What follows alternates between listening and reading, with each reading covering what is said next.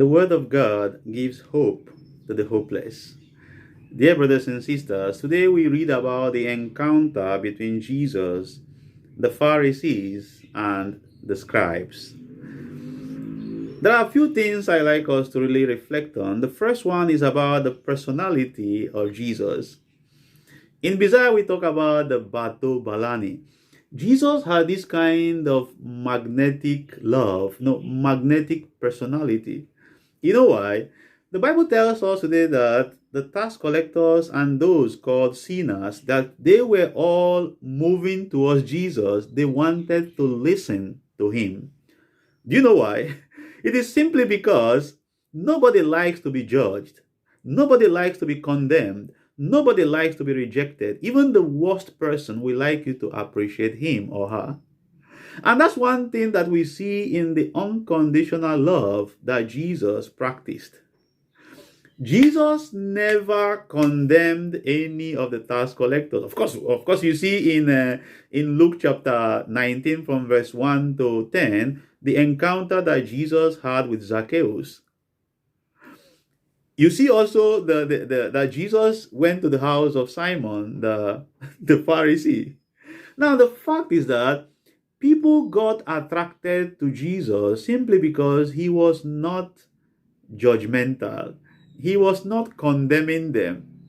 He was not, discriminating against them as sinners. And that is actually the best tactic, the best method to change people. If you want to change people, you don't stay afar and be pointing accusing finger to them. If you want to change people, you have to move closer to them. You have to get closer to them to listen to their story. Because everyone who is acting the way he or she is acting, whether I'm living a good life or bad life, there's always a certain influence that may have happened in my life. If you don't come closer to me to listen to my story, you will never be a good judge in my situation. So Jesus basically accepted these people. When the Pharisees and the scribes accused him of eating with the sinners, to eat with someone is also symbolic. It means you have accepted the person. If I don't accept you, I cannot take something from you to eat. So for the fact that Jesus was eating with sinners is a sign that he accepted them. He accepted them as children of God. And that is the attitude of God towards us. That God does not look, upon us as we are sinners. Rather, he looks upon us as his own children. And God will never give up on you because you committed sin. He comes in different ways trying to bring you back to himself. So we don't change people by calling them names. Rather, we change people by going closer to them, listening to their story, and showing them love. Hatred will never convert anyone. Discrimination can never change anyone, but we can only change people, when we are able to look at them from their own point of view.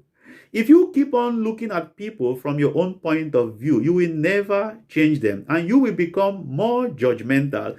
That's the problem of the Pharisees and the scribes. They were looking at these people they call sinners in their own or from their own point of view. And what's their own point of view? That they are better than them. So, my dear brothers and sisters, as we talk about the Pharisees, let us remember that we also have this attitude in us.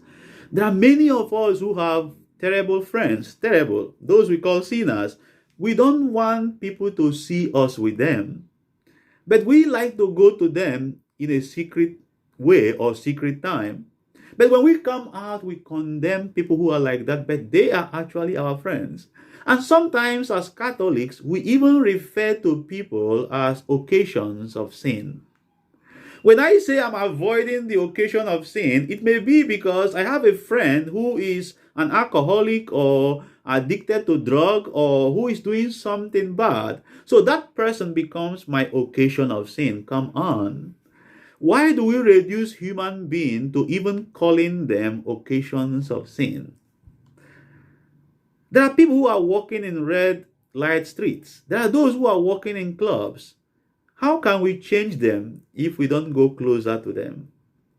You just need to be careful. You just need to be prudent. There are many congregations who cater, who take care of prostitutes. Reverend sisters. So, dear brothers and sisters, as we celebrate the memorial of St. Martin the Porres today, try to read about him. Try to read how he cared for the poor and those who were rejected.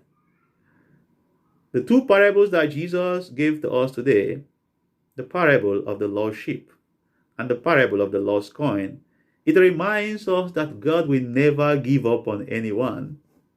No matter what you have done, God will never give up on you. In the same way, we should stop giving up on people. Be patient with people. If you have enjoyed this reflection, please do well to share this video. God bless you.